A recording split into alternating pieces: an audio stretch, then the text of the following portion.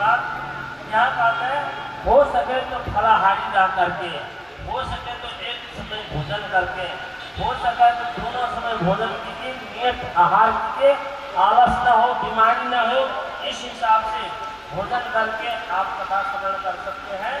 अब आगे कथा श्रवण करते करते उसमें ऐसा रस प्रकट हुआ जो ज्ञान वैराग्य पुष्ट होकर के भक्ति और दोनों पुत्र को लेकर के उस सभा में विराजमान हो जाती है और वहां नाचने लग जाती है।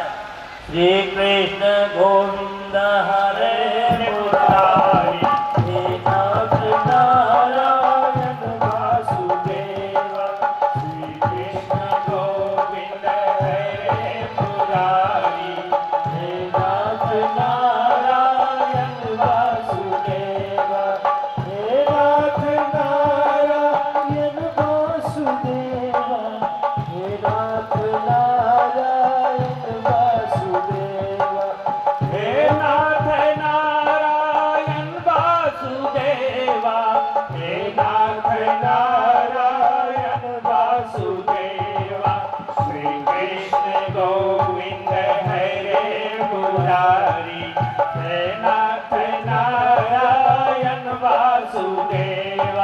श्री कृष्ण गोविंद हरे मुरारी, हे नाथ नारायण वासुदेव।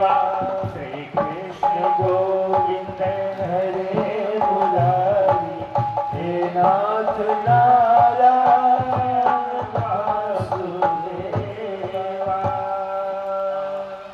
भक्ति की चिंता समाप्त हो गई। अब फिर से सौदागर ऋषि पूछते हैं सूत जी महाराज से कि सुखदेव महाराज ने राजा परीक्षित को कब कथा, सुखे ने उत्तम कदा राज्य, गोकाने ने कदापना। सुखदेव महाराज ने कब राजा परीक्षित को कथा सुनाए, गोकर्ण ने कब हितकारी कथा सुनाए, और सुरर्षि कदा ब्राह्मण सनत कुमार ऋषि ने सुरर्षि नारद को कब कथा सुनाए, इसमें हमको संशय है। आप ये बताइए। और उनका समय सूत जी महाराज कहते हैं कृष्णानुगमा 63 वर्ष आदि कालो। कलयुग के 30 वर्ष के बाद कृष्ण भगवान के निर्गमन के बाद 30 वर्ष के बाद सुखदेव महाराज ने राजा परीक्षित को कथा सुनाए। और इसी प्रकार सनत कुमार ऋषि ने नारद जी को कथा सुनाते हैं। अब ये सारी वर्णन यहाँ पर बताया। अब अंतिम में आप लोग को निमंत्रण देते हैं श्रीमद् भागवत कथा। ये श्रीमद् भागवत जो पुराण है, आप लोग को सभी को निमंत्रण दे रहे हैं। आप निमंत्रण को ध्यान पूर्वक सुने। निमंत्रण क्या देते हैं? अंतिम श्लोक से असारे संसारे विषय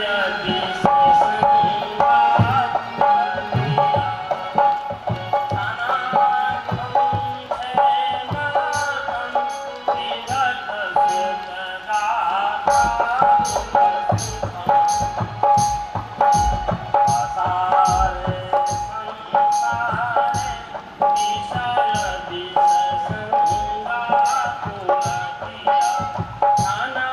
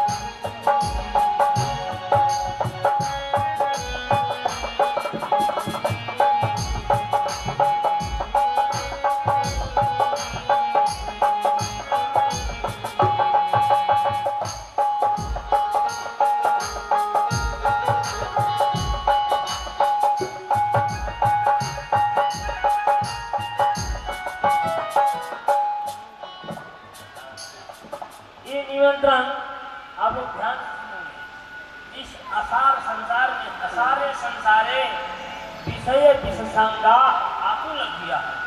इस असार संसार में विषय के साथ संग होकर के हमारी बुद्धि आकुलित हो। विषय ये पंच विषय शब्द स्पर्श रूप रसगंध, ये कान अपने ही तरफ खींच रहा है, आंख अपने ही तरफ खींच रहा है विषय, नाक अपने तरफ, ये चर्म स्पर्श आदि से अपने तरफ, ये सब के द्वारा खींचा गया लूटा गया ये जीव। और ऐसे अवस्था में क्षण भर के लिए अपने कल्याण के लिए सुखदेव महाराज के द्वारा कही गई कथा को आप रसपान कीजिए। व्यर्थ में किमर्थम व्यर्थम भो ब्रजत उपथे कुत्सितथे कुमार्ग में क्यों जा रहे हैं। जो आप जीवन में जितना आपके आयु है उस आयु में आपने क्या किया, क्या करेंगे, इसका अलग बात है।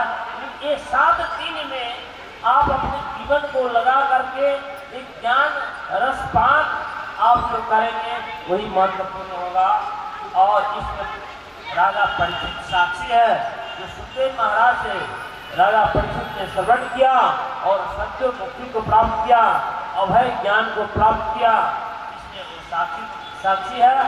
अब हम यहाँ महात्मा कथा समाप्त हो गया है।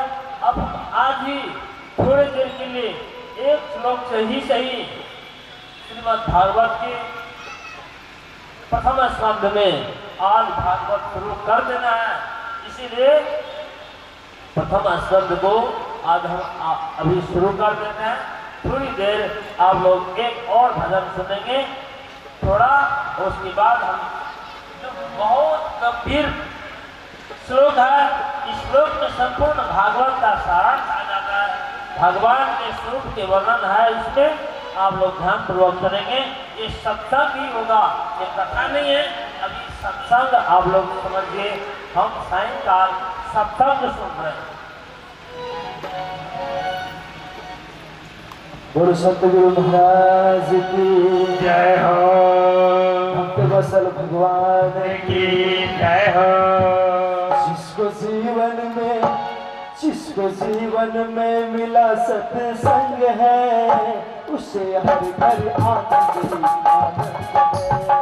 जिसको जीवन में मिला सत्संग है, उसे हर घर आनंद ही आनंद है।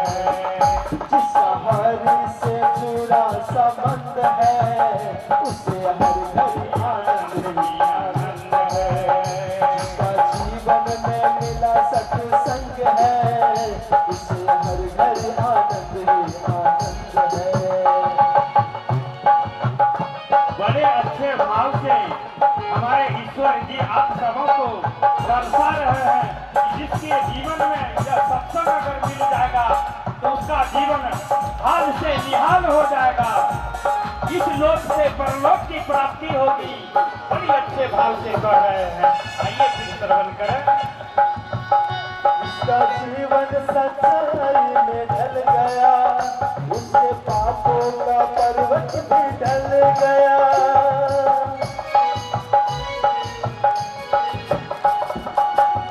जिसका जीवन सच्चाई में ढल गया, उसका पापों का पर्वत भी ढल गया।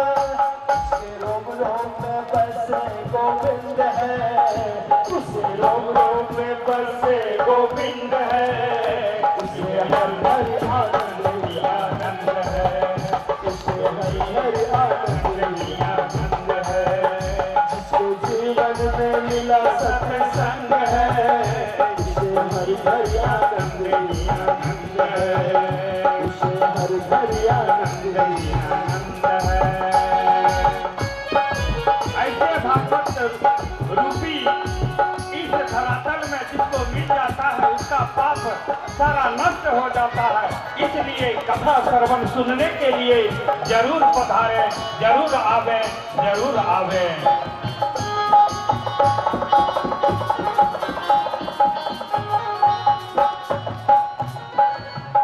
सूरदास मीरा कबीरा ने गाया, तुलसी नानक ने भी दर्शन